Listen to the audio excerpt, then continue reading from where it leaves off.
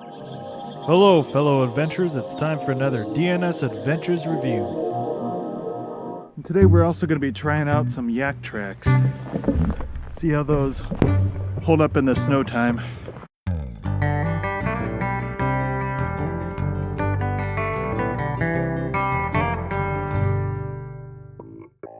Deanna's trying a pair of YakTrax out herself.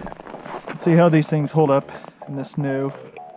Today we'll be reviewing both men and women's YakTrax walk traction cleats. Well, turns out we picked a perfect day to test these YakTrax out.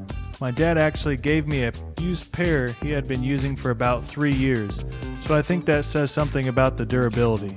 Before digging into this review much further, I do want to say this is not a sponsored video and we are not getting paid to make this review via YakTrax.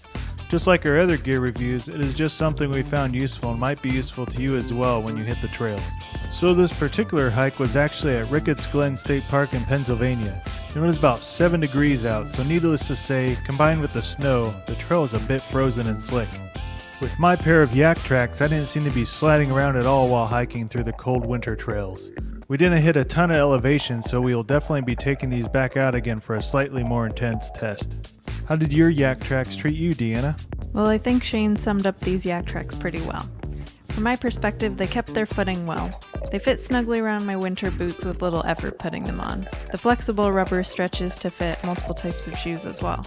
These particular YakTrax were meant for walking, but they do make a pair designed for jogging. I only had one issue with my pair of YakTrax while I was using them. On the way back, one somehow actually fell off my foot. Didn't notice it until we got back to the truck, of course, so I had no idea where I had lost it. Deanna used her super tracking skills and noticed westbound I had already lost it, so we knew we had to head eastbound on the trail and then we ended up finding it. If I continue to have any other issues, I'll go ahead and add those to this video description and as well as our associated blog post.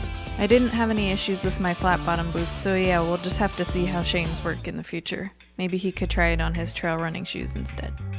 Hope you found this review helpful in case you were considering purchasing these yourself. They look fairly cheap on Amazon and we'll link them on our blog post if you're interested. Thanks for stopping by, and as always, Adventure on!